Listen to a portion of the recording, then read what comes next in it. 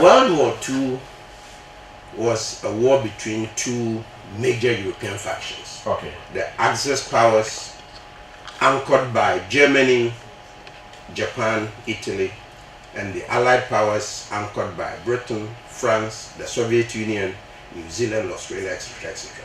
These are the two people or the two groups that fought thousands of miles away. What did that have to do with us? That's right. But Africa was pulled into this because one of the imperatives for colonialism was seeking colonies whose resources, both manpower and natural resources, could be exploited by these European powers.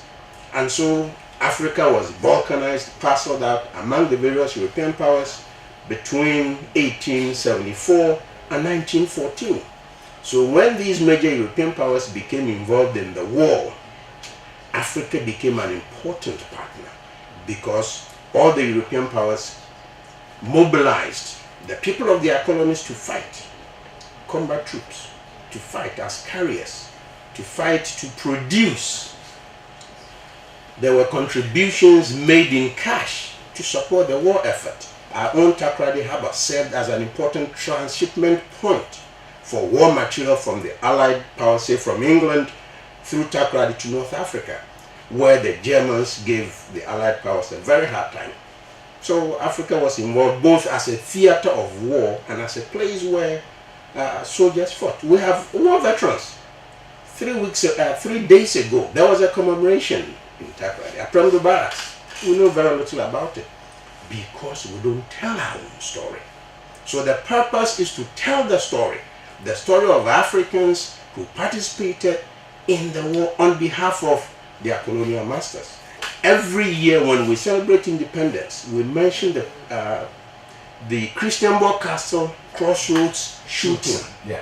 But those were the guys who came back from the war and became an important part of the struggle for independence. Most of them had fought in Burma, India. You're talking about Asia. They had fought in Europe, France. They had fought in Africa, North Africa. And even before that, some people say that actually the World War started in 1938 when Italy invaded Ethiopia. And Italy was only kicked out of Ethiopia with the support of African soldiers. So African soldiers are war veterans. Some of whom are alive today have played an important part in world history. But if the lions don't tell the story is always told by the hunter. And the hunter has a way of telling the story to glorify himself. What about the lion?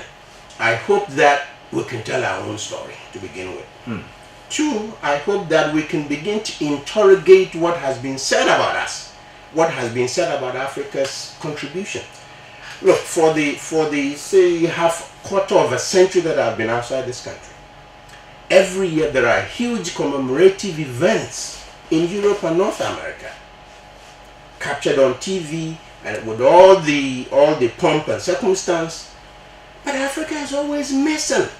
Just as UN peacekeeping duties, for example, Ghana has played an important role, but when these events are commemorated and celebrated, we are always missing from the picture. For me, it is an issue of production and reproduction of knowledge.